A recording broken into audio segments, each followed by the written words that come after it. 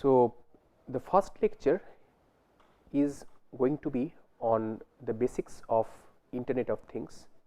So, in this lecture we are going to get introduced to the different fundamental concepts behind IoT and the basic technologies, connectivity, devices that are required, and an overall understanding about how IoTs are made.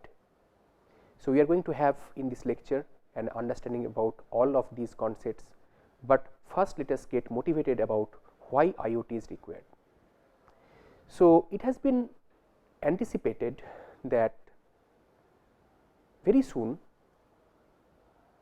all the different things that we are seeing around us and that we have around us are all going to be internetworked. They are all going to be interconnected. So, at present what we enjoy as services, as internet based services, is basically a connection of different computers and computing devices. So, basically this capital I internet that all of us we use is basically a global network or an internetwork of different computers and computing devices. Now, what Internet of Things says is that the scope of this internet is going to be expanded. So, it is going to be expanded beyond computing and computer devices being connected. It is going to interconnect different things, that physical objects that we see around us, the different objects such as the lighting system in a room, the lights, the fans, the air conditioners, and anything and everything, including things such as the toothbrush, the microwave oven, the refrigerator, and so on and so forth. And not only in our homes, but also in our businesses, such as internet working different machines, internet working different equipments, and so on. So, each and everything that we see around us, that we use at our home, in businesses, in workplaces, everything being internet worked. So, this is the whole vision of internet work of things, Internet of Things. Now, there are several challenges that are going to arise if we want to do it, but before that let us also discuss about why it is going to be required, why Internet of Things has become so popular, why it is going to be required. It is, the reason is that IoT is envisaged to be able to provide advanced level of service to the society, to the business, and so on. So, advanced levels of services can be offered with the help of IoT based technology. So, what is going to happen is these different things, the chairs, the tables, this lighting system, the the watch, anything and everything that you can think of, all of these are going to be fitted with embedded systems, embedded electronics, and information technology, so that they have some basic computing platform in them, attached to them, and then they are going to be acting as different nodes of that particular internet, the IoT, the Internet of Things, right. So, what is going to happen is these systems, these things are going to be all equipped with embedded systems, and these embedded systems along with embedded electronics, embedded processor, embedded communication systems, and so on. So, they are going to help in connecting the different other things that are around them, and depending on the application requirements, depending on the specific goals of the business, and then a big internet is going to be formed, which is much bigger than the current day internet of computers, and that is the Internet of Things, IoT. Now, IoT is one of the building blocks that is considered to be of use for developing smart homes and smart cities. So, at present not only in our country, but throughout the world, there is a lot of interest on developing smart cities and smart homes.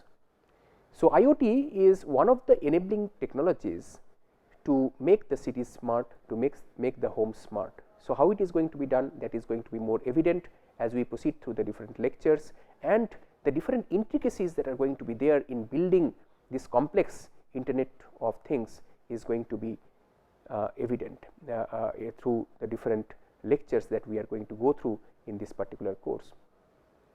So, going forward,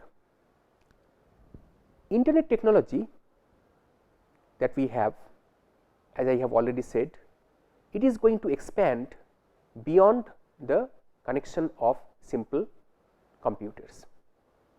So, we are going to connect or internetwork different machines, different tools, typically, but not necessarily using wireless technologies such as Wi-Fi, cellular technologies, Bluetooth, Zigbee, and the different other wireless technologies that are available to us. Now, in order to be able to do it, what is going to happen is, because the number of things is very large, much larger than the number of computers that are available. So, it is going to increase the number of nodes in this particular network. So, IoT, in other words, is going to have large number of nodes.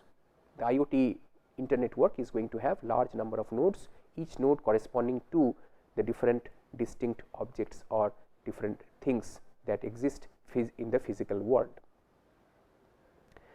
So, the things basically are going to explode, the number of connected things are going to explode in time with time. So, the things that are connected to the internet are going to be projected to cross the 20 billion figure in the near future. This is what has been projected.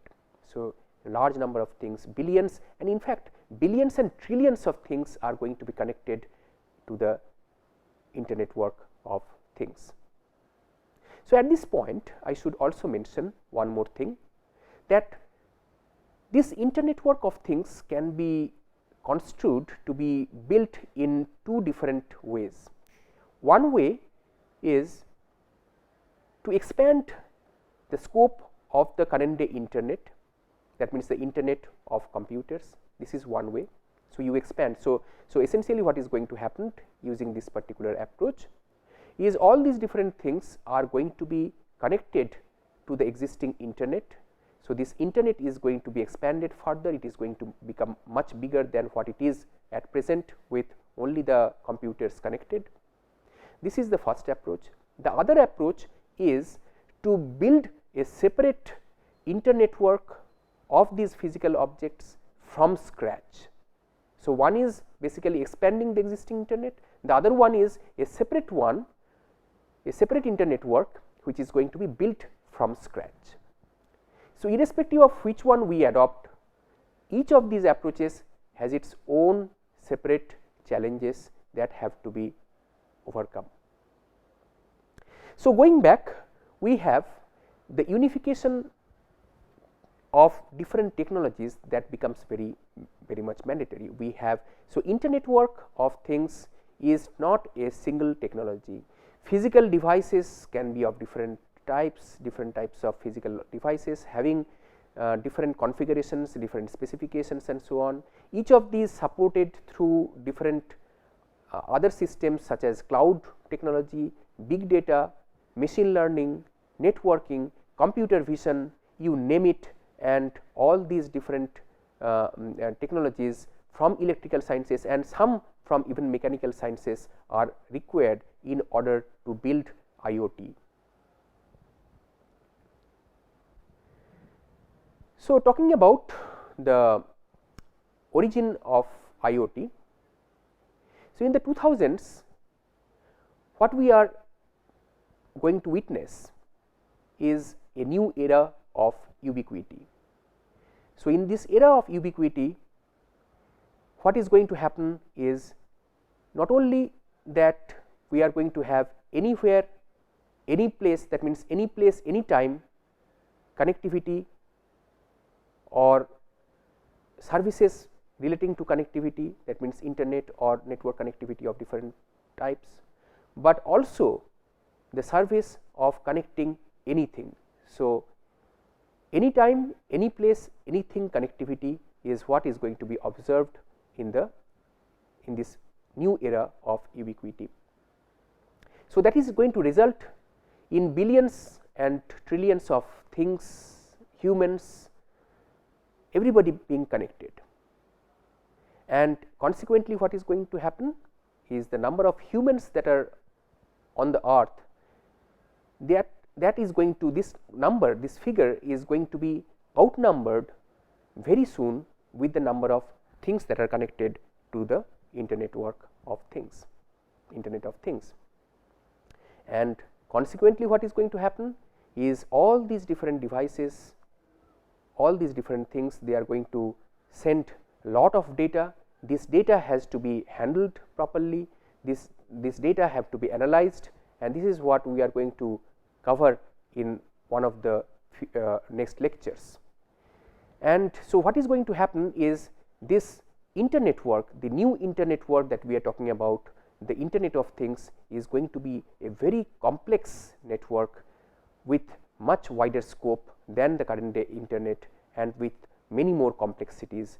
And this is currently the vision of internet of things, and all these lectures that we are going to go through in this particular course, all the other lectures that we are going to go through, they are going to cover the different challenges and how there are different tools that are available in order to, what are the different tools that are available in order to address these different challenges. So, we are going to go and we are going to get introduced to all these different challenges and the different tools that are available in this particular course. We are going to mostly understand the different concepts that are behind them, and typically, because it is an introductory course, we are not going to go through each of these different technologies that are available to us in too much of detail, but at a level that will help us to understand the basic concepts that are required for designing internet of things.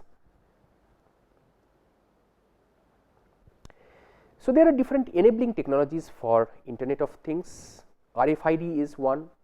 We at present in the marketplaces and different places in the society, and wherever we go, we see that RFID technology being used, RFID tags, RFID readers are being used. So, RFID based devices are required for building internet of things.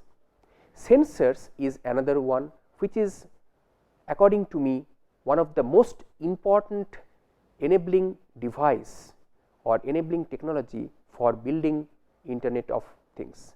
Sensors and actuators. Sensors and actuators is what we are going to cover in one of the next lectures very shortly, and the other things are different networking devices, different connectivities, different communication paradigms, and so on. So, these are also required in order to connect these different sensors, RFIDs, and different other physical devices that have to be internet worked to form the IoT.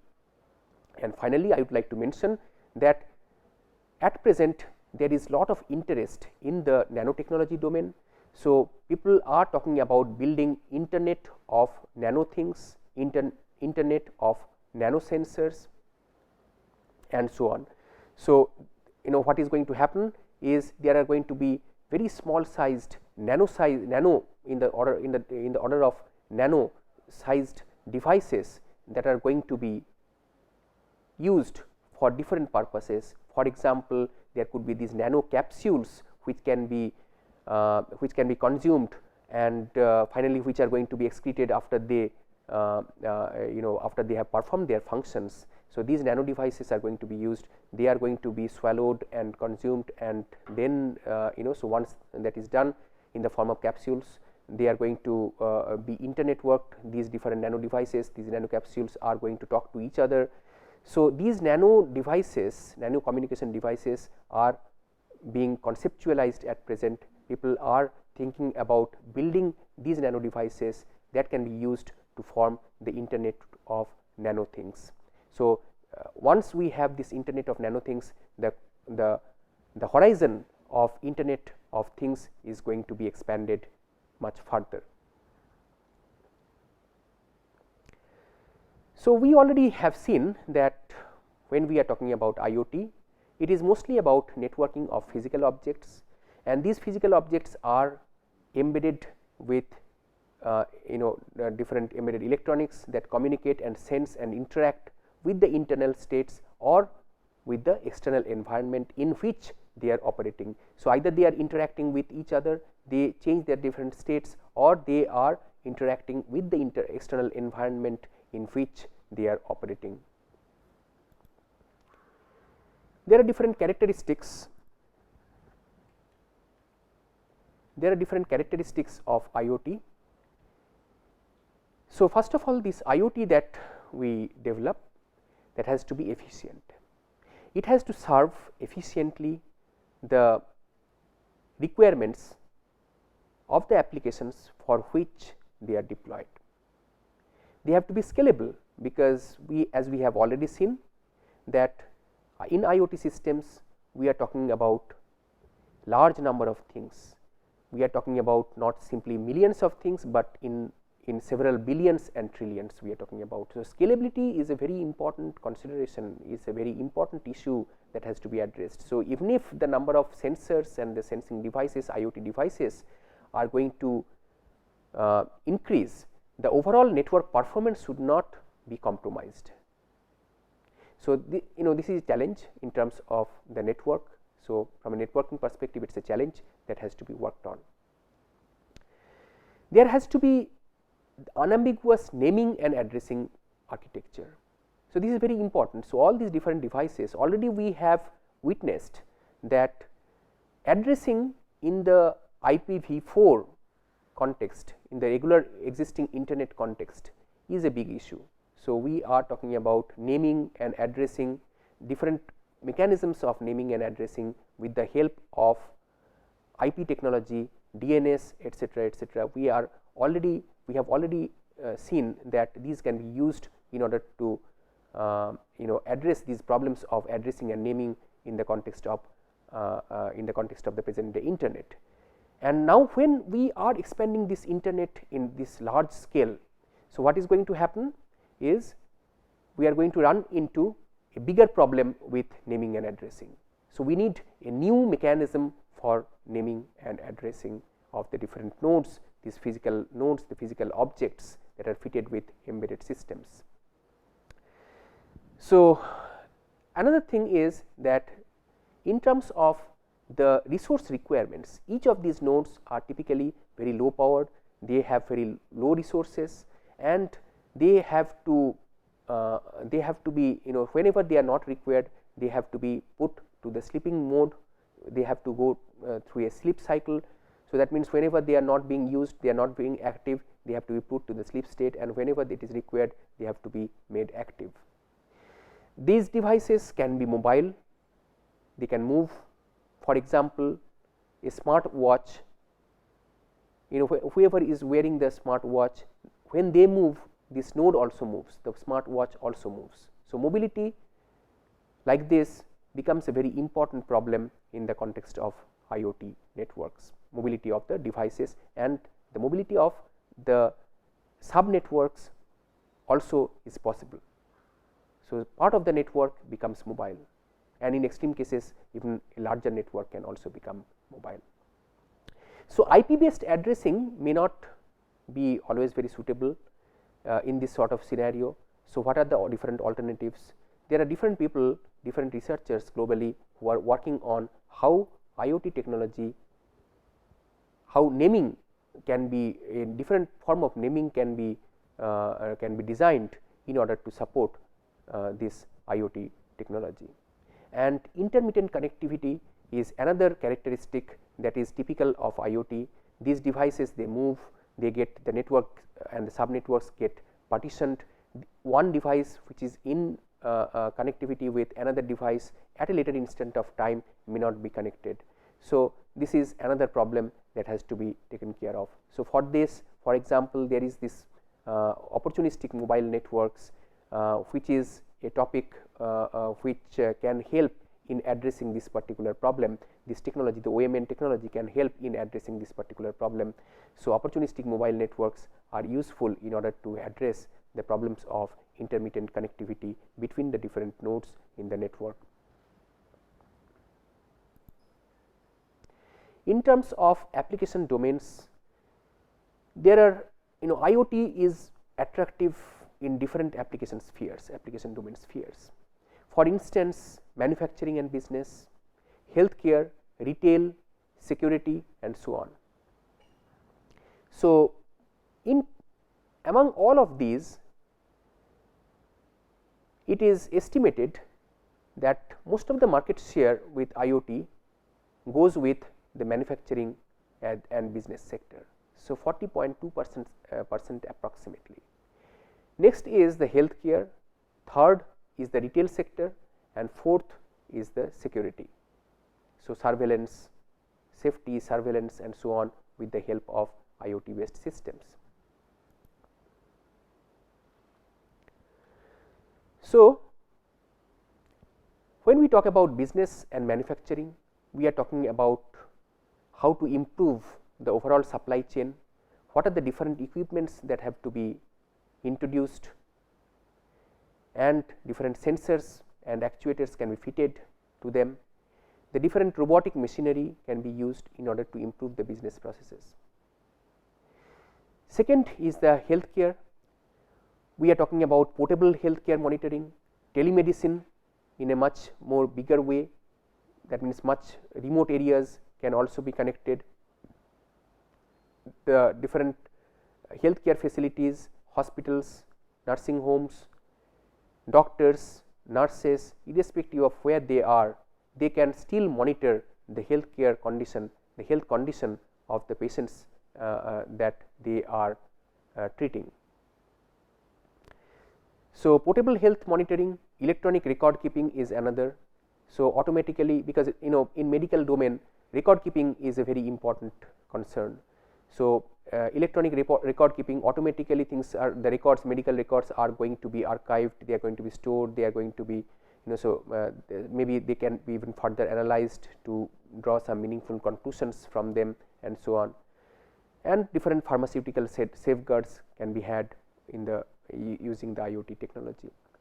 In the case of retail sector as well, tasks such as inventory tracking, smartphone purchasing, anonymous analytics of consumer choices, these are the different things that can be done efficiently through the use of IoT technology. Security is another, biometric and facial recognition looks, then remote sensors and so on, fingerprinting based or face recognition based or different iris recognition based, so these technologies can be connected and use that with the help of IoT. This sort of security mechanisms can be developed. Now, when we talk about this interconnectivity of different devices, we see that this interconnection or connectivity between the different devices has evolved over the years. First, it started with these individual cash machines or the ATMs being internetworked.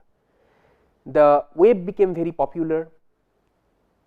So, everybody connects to the internet or the web in order to get access to different information, send emails, and so on and so forth. Many different things are performed by different web users at present.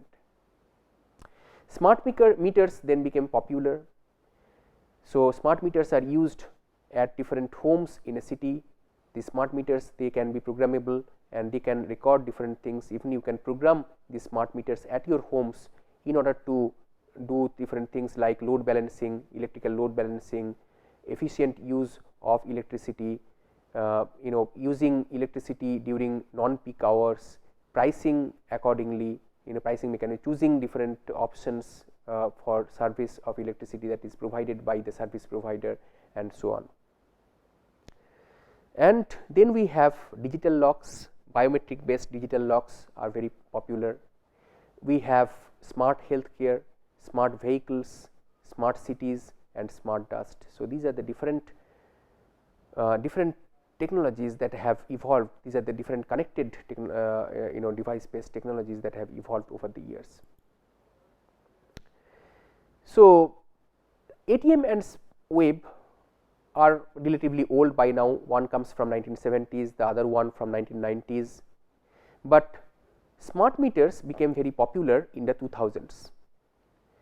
Digital locks are very popular at present. So, smartphones can be used as locks to lock and unlock the doors remotely at your homes or at your businesses, and these lock keys and so on, they can be easily changed, and one can be granted access to a particular facility. One means in a business, the employees or the different guests, they can be granted access to different facilities through the digital locks much more easily than the conventional locks. Smart healthcare, connected vehicles, smart vehicles, these are quite common. Smart cities, as I was telling you, is very popular at present, not only in India, but throughout the globe. So, in smart city, people are talking about deploying smart different ICT infrastructure. These infrastructure which can communicate with each other, they can be used by different owners, and the different operations in a city and the different functions of the different offices, etc. So, all these things, offices and different other public places, all these things can be monitored and the operations can be improved much more easily. And also the information dissemination, because all these different devices, they are typically fitted with sensors. So, these sensors are going to throw in lot of data. So, in this so dissemination of this particular data is very important. Handling of this particular data is very important in the context of smart cities. Smart dust is another thing where the computers that are smaller than a grain of sand can be sprayed or injected almost anywhere to measure chemicals in the soil or to diagnose problems in the human body. So, in the modern day IoT, people are talking about different applications such as smart parking, structural health monitoring, noise urban maps, that means noise maps in a particular city or an urban environment, smartphone detection, traffic congestion, smart lighting systems, waste management, smart roads, river flood monitoring, smart grid, tank monitoring, water tanks, etc., tank level monitoring, photovoltaic installations, water flow monitoring, stock calculations, access control, presence of different liquids, hazardous materials, and so on and so forth. Large number of applications are envisaged. In fact, they there are many IoT oriented systems have been built already. They have been prototyped. Some have been much more advanced than a simple prototype, and these can be used for serving not only these applications that I just mentioned, but also a large number of different other types of applications. For example, healthcare, space applications, and so on and so forth. The number is many, and anywhere that you see there is a problem, IoT is quite likely can be used in order to improve the efficiency of the solution to that particular problem. Different other applications such as forest fire detection, air pollution monitoring, snow level monitoring, landslide monitoring, and avalanche prevention. Actually, landslide monitoring in our country, there have been different institutions that have already developed systems for landslide monitoring. Without getting into the details of it, let me proceed further. So, we have earthquake early detection and monitoring, seismic systems, seismic sensors have been developed. They can be connected, they can be internet worked, and so on. Water leakage monitoring in a water delivery system, water transmission system in a city, radiation level monitoring, explosive monitoring and hazardous gas monitoring, supply chain control, NFC payment, intelligent shopping applications, and smart product management. As I was telling you before, you can in fact think of IoT applications in almost any sphere of the society, any sphere of life. So, what is expected in order to build IoT is to have trillions of sensors, billions of smart systems, millions of applications, all of which are going to be internetworked. They are going to be made synchronously operated in order to form, in order to build IoT. Different enablers of IoT in terms of enabling technologies, we have from an implementation perspective different technologies such as smart homes, smart factories and so on. Different sensors can be fitted, and we also have different connectivity offering devices such as RFIDs, Zigbee, Wi-Fi, cellular connectivity, 6LoWPAN, LoRa, and so on and so forth. So, different connectivity offering technologies are required, and in terms of implementation, as I was telling you, factories, homes, banks and transportation sector, agriculture, healthcare, and so on and so forth. All of these different technologies are required, and the other enabling technology is things like big data, deep learning, artificial intelligence, sensor network, regular network, the regular wireless and wired network. So, all of these are different enablers for building IoT. In terms of connectivity, typically there are 3 layers of connectivity: service layer, local connectivity and global connectivity. For global connectivity, we have the internet. For local connectivity, we have components such as the gateway, and for service level, using different communication technologies such as these, different services can be offered to different application areas such as healthcare, agriculture, businesses, factories, plants, banks and so on. In terms of the baseline technologies, there are quite a few baseline technologies that can be used. Machine to machine communication is one. In machine to machine communication, one machine directly talks to another machine, communicates with another machine without any human intervention. We have the cyber physical systems, where the physical systems are basically equipped with computer and connectivity, computational and connectivity mechanisms. So, we have a cyber physical system which works hand in hand. Cyber 1, the cyber component of the system works hand in hand with the physical component of the system. So, we have the cyber physical system. We have web of things, which is sort of like the web version of the internet of things. So, IoT and M2M, these go almost hand in hand, but there is a distinction. Whereas M2M is just concerned about communication and interaction between two machines or two devices using technologies such as cloud, regular internet and so on. In the case of IoT, the scope is much bigger. So, in IoT we are talking about not only machine to machine communication, but different other things as well. So, M2M can be construed to be a part of IoT, while M2M standards have a prominent place in the IoT standard landscape. However, IoT has a broader scope than M2M. So, there can be broader range of interactions, not simply machine to machine interaction. There can be interactions between not only machines and machines, things and things, but also things and people, things and applications, and people with applications. IoT and web of things, internet of things and web of things are often confused to be the one and the same, but there is a distinction. The web of things basically focuses more on the use of web based technologies such as HTML5, JavaScript, Ajax, PHP and so on and so forth over the regular IoT to make IoT smarter and web accessible. There are a lot of terminological interdependence when we talk about IoT.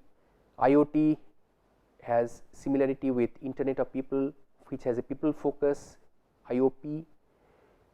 from IoT different using IoT different industry oriented machines and so on can be controlled.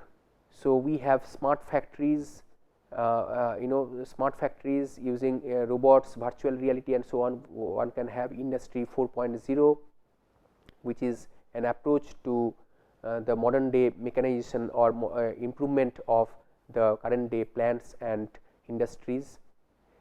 Internet of environment is another. We have CPS, which is basically the cyber physical systems, where these systems basically autonomously they operate, and they can, in fact, in an IoT world what can happen is these CPS systems, these different CPS systems, they can be inter-networked together in this particular internet, that means the Internet of Things. We have M2M, machine to machine communication. I already mentioned to you. Maybe what can happen in a smart home, machines such as the lighting system can talk to the cooling system directly. The cooling system can communicate with the fans directly. The fans can communicate with a mobile phone directly, or the mobile phone can communicate with a fan directly. So, as you can see that between two different machines without any human intervention, communication can take place, and this is known as M2M. So, with this we come to an end of this particular lecture, and we are going to continue with the introduction in the next part of the lecture as well. And so far what we have understood are the basics of Internet of Things, the motivation behind Internet of Things, the different application areas, the different pain points, the challenges that are involved, and what we are envisioning when we are talking about building Internet of Things in the future. Thank you.